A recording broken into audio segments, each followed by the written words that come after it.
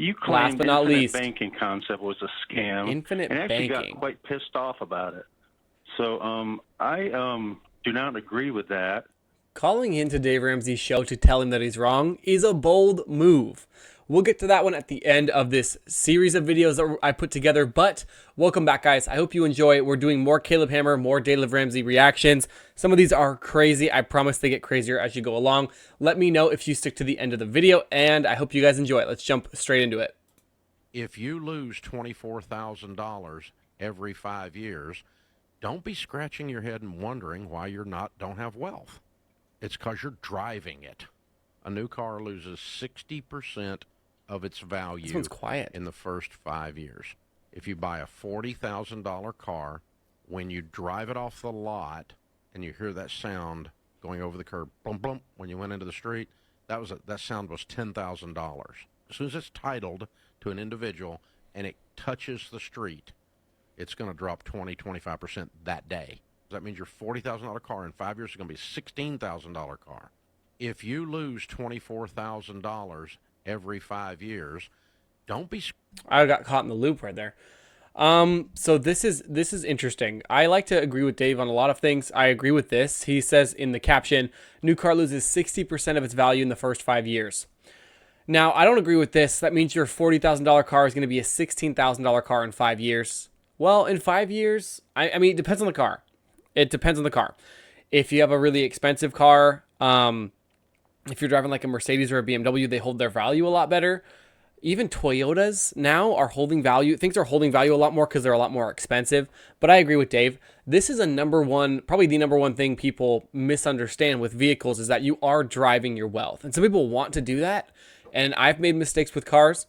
But it comes back to bite you. Even if you think of like, let's say like my car payment right now is $450 a month. Like if I had $450 a month the last year, that would be a huge difference in where I'm at right now.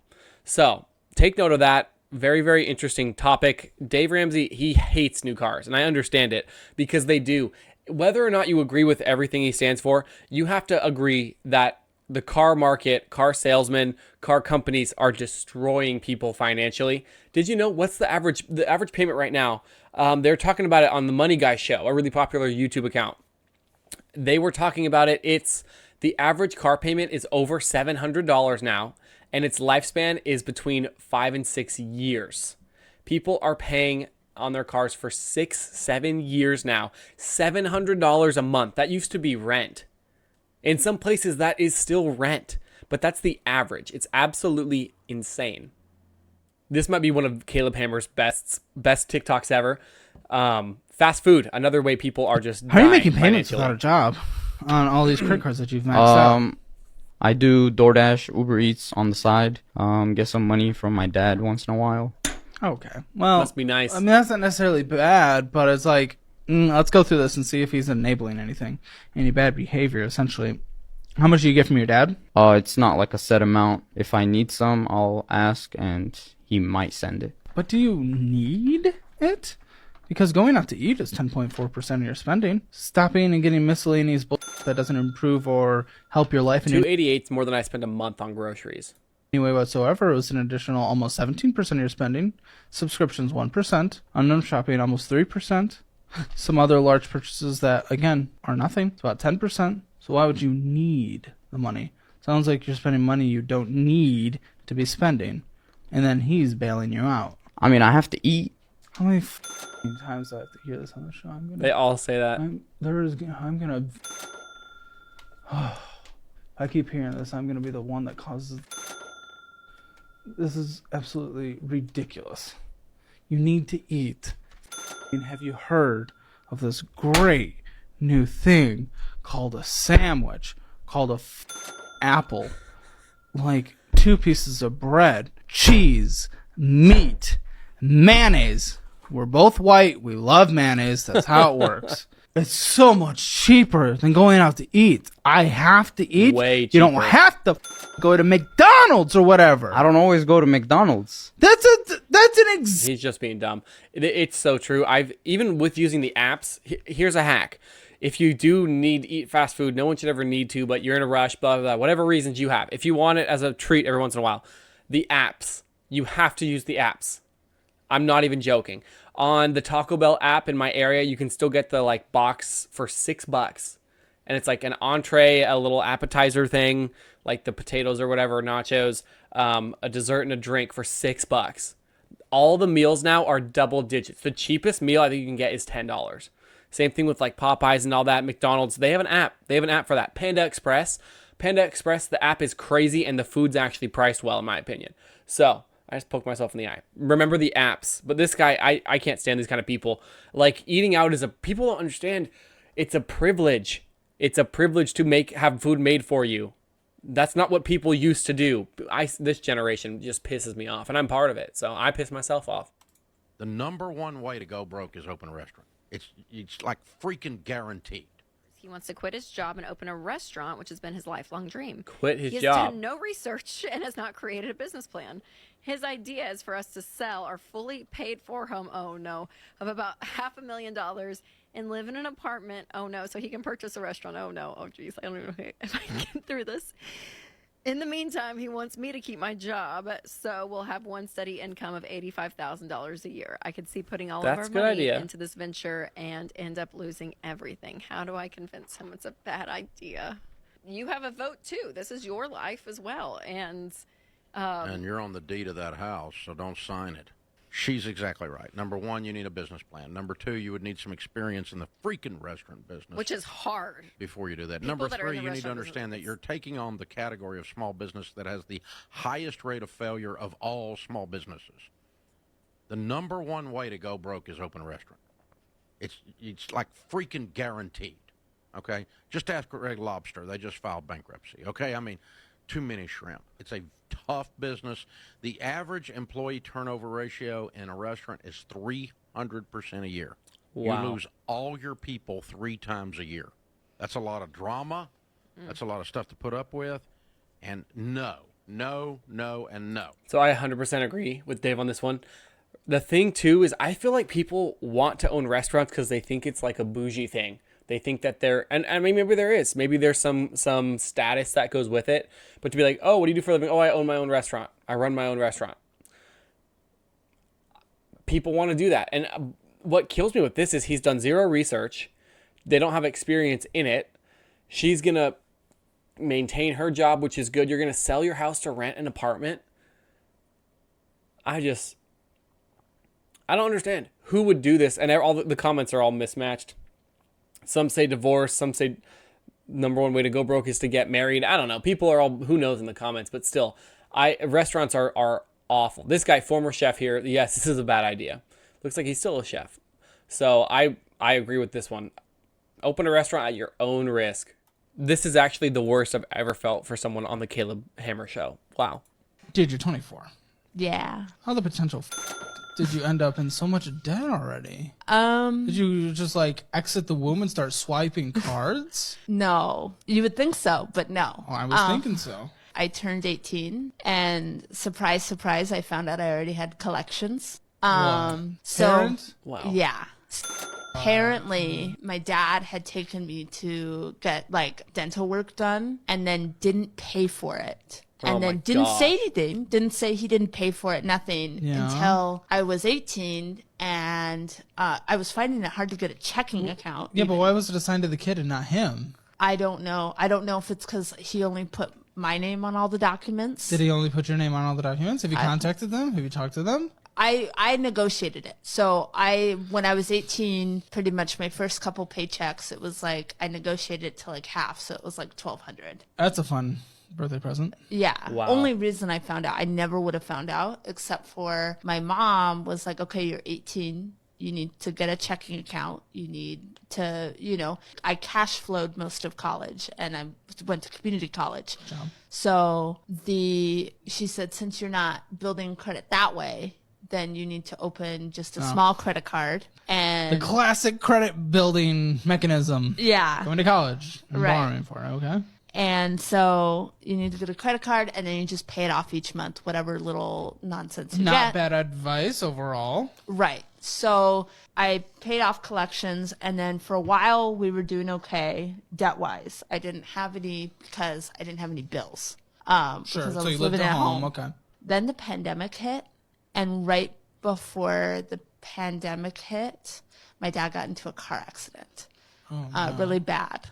He broke his spine in 2 places. Oh my goodness. Okay. Yeah. And of course, it was right at the beginning. So it was hard for him to even get medical care. Of course, in between that, you know, he wasn't really paying bills anyway.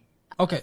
But his situation now, how is his health? His health is fine. His physical health is fine. His physical health is okay. So he's able to work That was again? weird. Oh, yeah. No, he's been back to work. Now you're suggesting something else. Yeah. So he has had a bad habit of whenever he can get out of responsibility, he'll do it. So like once I got a job and I turned 18, on a fairly regular basis, I would wake up in the middle of the night to him going through my purse because he would take my card. Oh, because that's gross. Right. Because That's disgusting. so Him. because the lights would get turned off and then my mom would be understandably upset because it's like you're only in charge of the light bill, like what the hell. And then obviously he didn't have money for it because I don't know what he spent his money on. And he, you know, when I'd wake up and I'd catch him and be like, what are you doing? He's like, well, you don't want mom to be angry with you, do you? And I'm like, Oh, what a disgusting... You know that's abusive, right? To be very clear. Not physically, but that is a form of abuse. It's financial abuse. And emotional as well. That is crazy. That's actually insane. I can't even believe that. So he's taking his daughter's money to pay for the electricity bill, which is the only thing he's responsible for.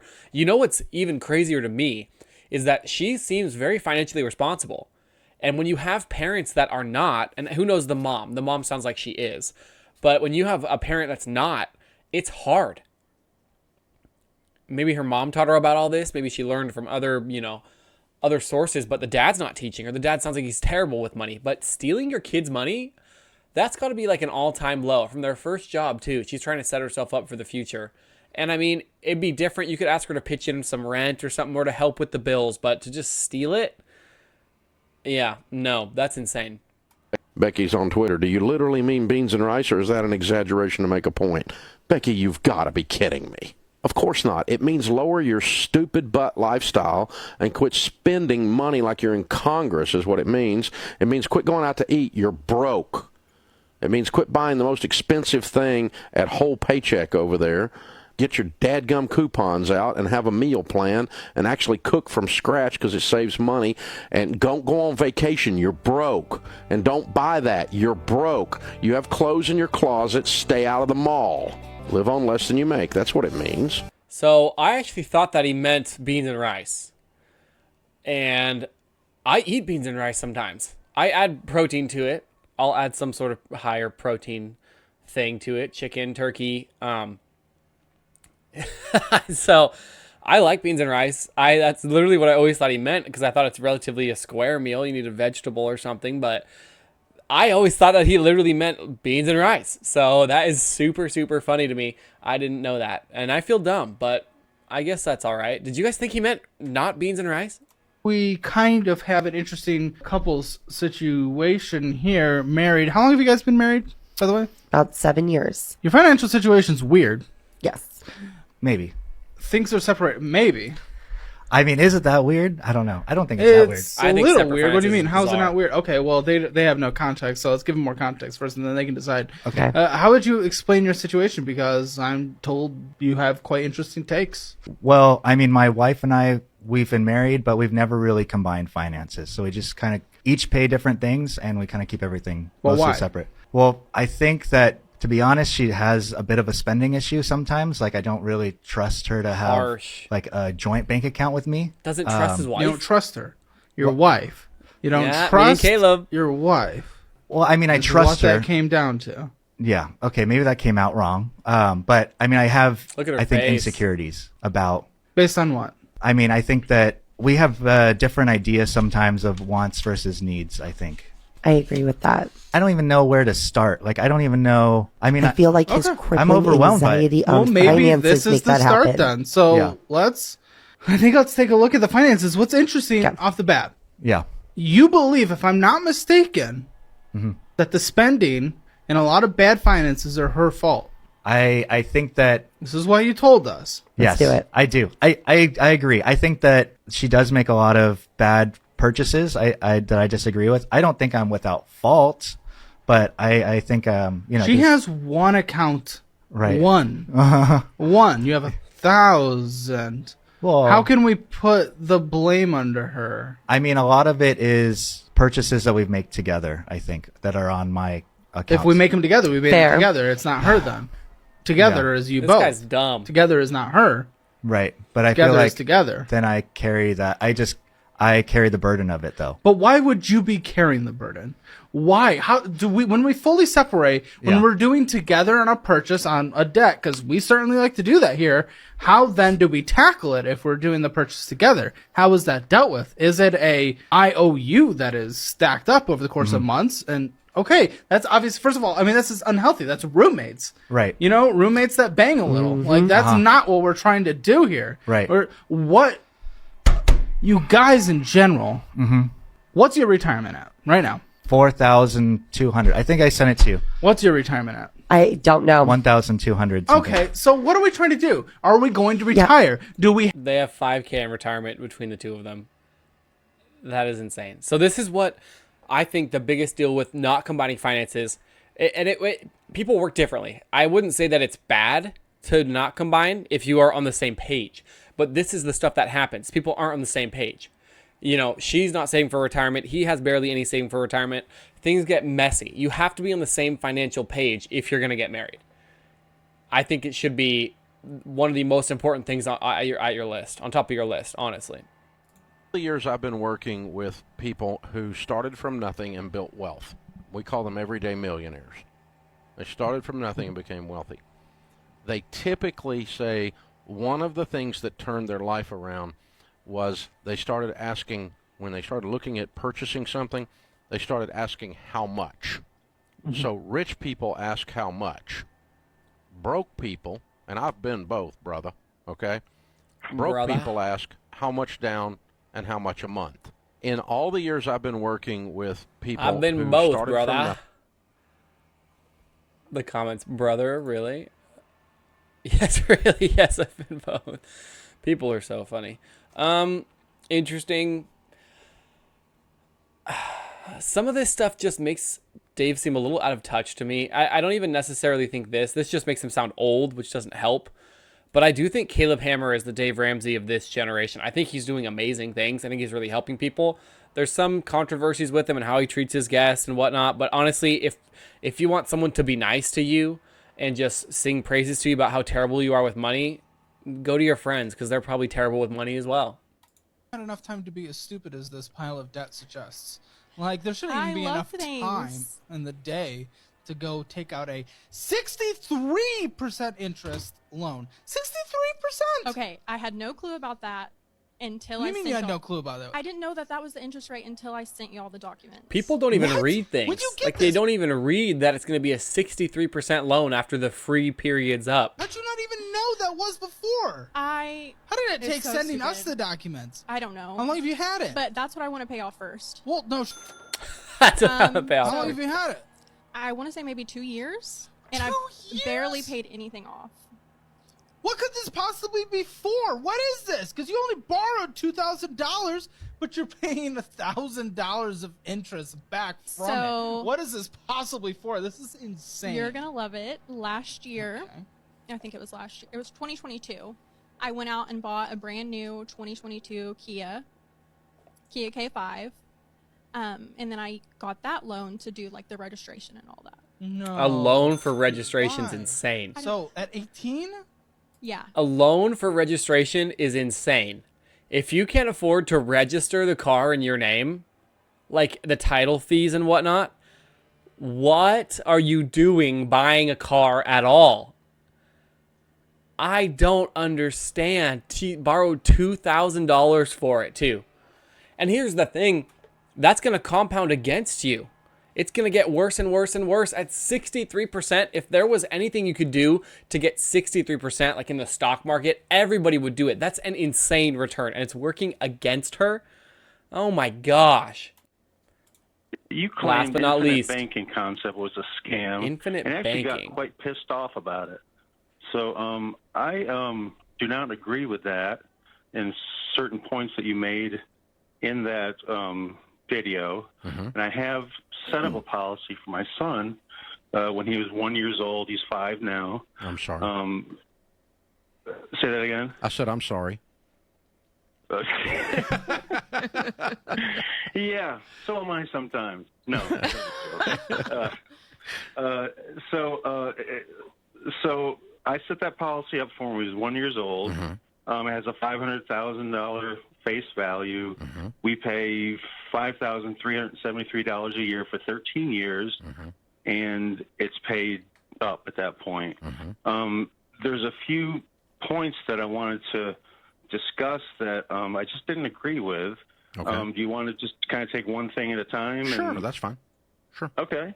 One of the main things was that you claim that the cash value dies with you, and you only get the face value paid out. That's true. That is, well, it's not true if you reinvest the dividends back into the policy. Dividend reinvestment is not cash value.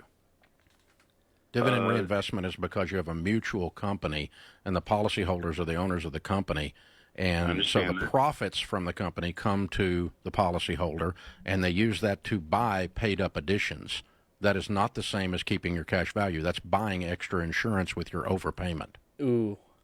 But it still works out to be No. having a cash value much greater than the $69,849 we put into it. But the actual cash value, not the paid-up additions, the actual cash value dies with you. No, because yes, you it can does. think, okay, but your death benefit is larger than your cash value. So for me, I looked at it because as you bought more insurance. You know what a paid-up addition is? A paid-up addition is buying additional insurance. I understand That's why that. you're getting more at death. Not because you Right. got your cash value, but because you used your policy dividends to buy additional insurance. Right, but that's different than getting your cash value. If you took those policy dividends and went and bought a term insurance policy for $100,000, well, you'd get $100,000, but that's not your cash value. Well, I have a term policy. I know, but you missed my point. Okay. Yeah, this guy he calls in to debate something that Dave knows a lot about, no doubt, and this guy doesn't seem to know much at all. It's just insane to call into his radio show. You guys have seen how angry he can get. To call into his radio show, you know they're going to post it on everything. You're arguing with him. What was his opening statement? What even was it? You claimed infinite banking was a scam, and I don't agree. Like, why would you call in and fight him about this? Oh my gosh, people are hilarious. I hope you guys enjoyed that video. If you did, please hit the like button and the subscribe button, and I'll see you in the next one.